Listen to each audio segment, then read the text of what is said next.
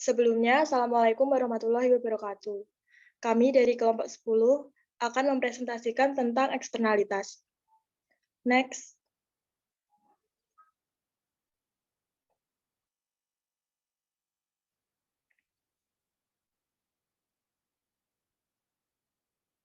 Yang beranggotakan yang pertama Devi Korin Purwanti, NIM 2019-157, yang kedua Erika Aprilia, NIM 2019-434, yang ketiga Farah Salsabil Fadilah, NIM 2019-440, yang keempat Dea Amalia, NIM 2019-587, yang kelima Garda Bimansa Pradana P 2019-598, dan yang keenam Muhammad Romadoni NIM 2019-625.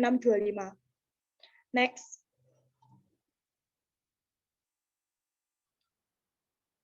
Pengertian eksternalitas. Pengertian dari eksternalitas adalah biaya yang harus ditanggung atau manfaat tidak langsung yang diberikan dari suatu pihak akibat aktivitas ekonomi. Eksternalitas ini dapat digambarkan sebagai efek yang dirasakan oleh suatu pihak yang ditimbulkan oleh tindakan dari pihak lain.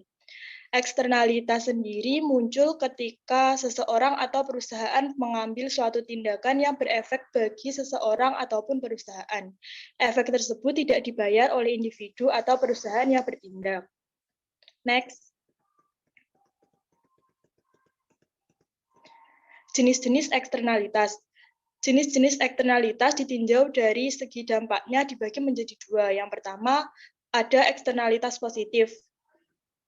Eksternalitas positif adalah tindakan suatu pihak yang memberikan manfaat bagi pihak lain, tetapi manfaat tersebut tidak dialokasikan di dalam pasar. Jika kegiatan dari beberapa pihak menghasilkan manfaat bagi pihak lain dan pihak yang menerima manfaat tersebut tidak membayarkan atau memberikan harga atas manfaat tersebut, maka nilai sebenarnya dari kegiatan tersebut tidak tercermin dalam kegiatan masyarakat. Selanjutnya yang kedua ada eksternalitas negatif.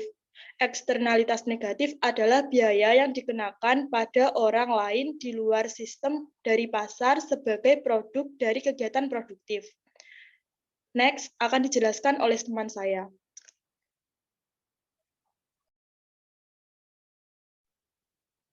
Dampak dari eksternalitas positif dan negatif. Eksternalitas positif dari produksi. Yang pertama, dampak yang menguntungkan dari suatu tindakan yang dilakukan oleh pihak terhadap pihak lainnya tanpa adanya kompensasi dari pihak yang diuntungkan. Dampak ini dapat muncul saat tahap produksi, distribusi, atau konsumsi dari suatu produksi atau jasa. Yang kedua, eksternalitas negatif dari produksi. Efek samping yang negatif dari suatu tindakan dari pelaku ekonomi atau katakanlah suatu perusahaan yang diderita oleh pihak yang tidak terlihat dalam. Yang ketiga, eksternalitas positif dalam konsumsi. Contohnya adalah konsumsi pendidikan. Semakin banyak orang yang terdidik, masyarakat atau pemerintahnya akan diuntungkan. Pemerintah akan lebih mudah merekrut tenaga cakap, sehingga pemerintah lebih mampu menjalankan fungsinya dalam melayani masyarakat. Yang keempat, eksternalitas negatif dalam konsumsi. Merupakan konsumsi barang yang mengakibatkan kerugian yang harus ditanggung oleh pihak lain. Konsumsi minuman beralkohol misalnya mengandung eksternalitas negatif jika si peminum lantas mengemudikan mobil dalam keadaan mabuk atau setengah mabuk. Kan teman saya.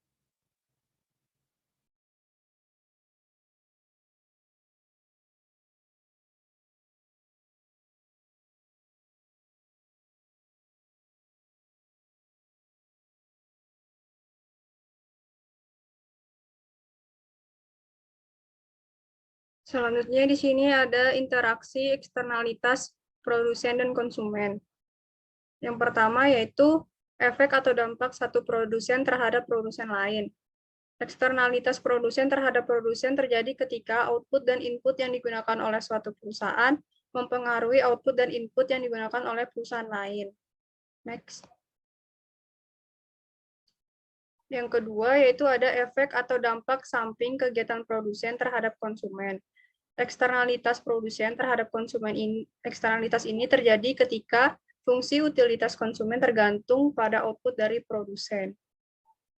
Selanjutnya akan dijelaskan oleh teman saya.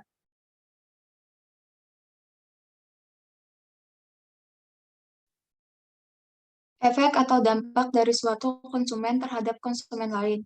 Dampak konsumen terhadap konsumen yang lain terjadi jika aktivitas seseorang atau kelompok tertentu mempengaruhi atau mengganggu fungsi utilitas konsumen yang lain.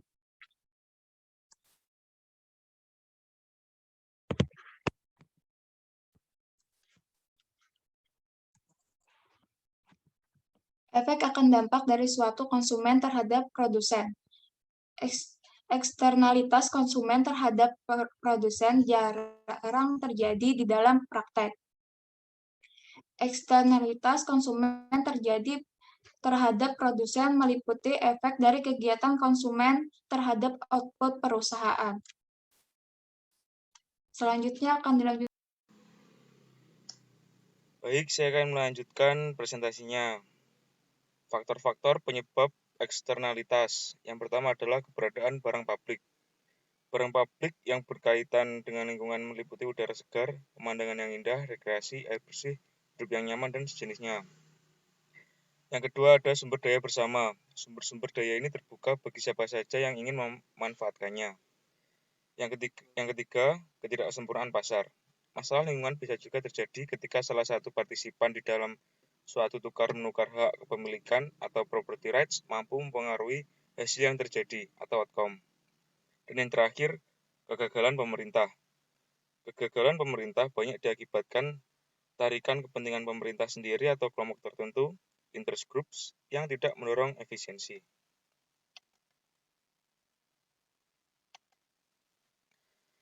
Solusi pihak swasta terhadap eksternalitas.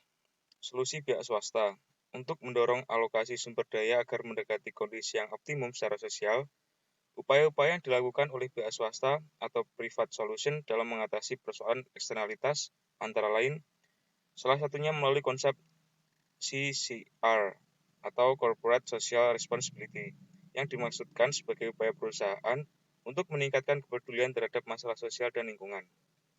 Selanjutnya akan dilanjutkan oleh teman saya, Doni.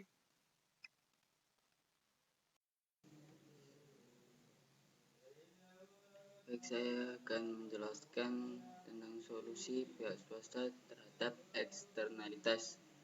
Yang mana ada dua, solusi pihak swasta itu sendiri dan teorema. Dan saya akan menjelaskan tentang teorema Quase. Teorema Quase menunjukkan bahwa agen-agen ekonomi dapat mengatasi masalah eksternalitas sendiri tanpa perlu intervensi pemerintah. Artinya apa? Jika pihak yang terkait dalam melakukan tawar-menawar mengenai alokasi sumber-sumber daya tanpa harus mengeluarkan biaya, mereka dapat menyelesaikan masalah eksternalitas mereka sendiri. Teorema Quase ini menyatakan bahwa jika pasar diperbolehkan untuk berfungsi secara bebas, maka akan tercapai alokasi sumber daya yang efisien. Teorema Quase ini sangat menekankan pada pentingnya diberikannya hak milik pada proses pasar tanpa memandang kepada siapa hak milik tersebut diberikan.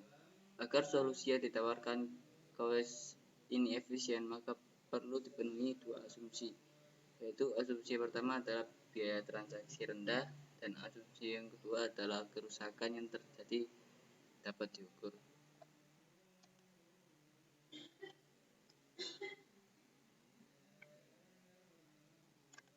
Dan kebijakan pemerintah mengatasi eksternalitas. Ada beberapa hal yang dapat dilakukan oleh pemerintah. Yang pertama yaitu dengan membuat kebijakan rencana tata ruang wilayah. Pemerintah berasumsi bahwa apabila kebijakan tata ruang dipatuhi, maka dapat meminimalkan eksternalitas negatif seperti banjir, kemacetan, dan lain-lain.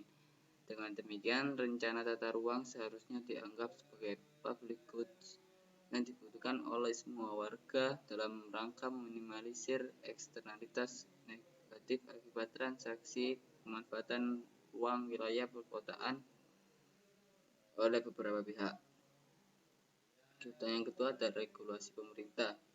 Dengan regulasi pemerintah dapat melarang atau mewajibkan perilaku atau tindakan mana yang boleh dan mana yang tidak boleh untuk dilakukan. dilakukan pihak-pihak tertentu dalam rangka mengatasi eksternalitas. Dan yang ketiga ada pajak Vigo Ifine. Dengan diterapkannya pajak akan memberikan insentif kepada para pemilik pabrik untuk sebanyak-banyaknya mengurangi polusinya. Semakin tinggi tingkat pajak yang dikenakan, maka semakin banyak penurunan polusi yang terjadi. Pemerintah harus campur tangan untuk mengatasi eksternalitas negatif ini. Dan yang terakhir ada subsidi. Jadi ketika manfaat sosial melebihi manfaat pribadi, maka subsidi harus diberikan kepada konsumen atau produsen itu. Subsidi mengarah pada penurunan dalam harga komoditi. Gitu. Sekian dari presentasi kelompok kami. Apabila ada kurang dan lebihnya, mohon maaf. Dan wassalamualaikum warahmatullahi wabarakatuh.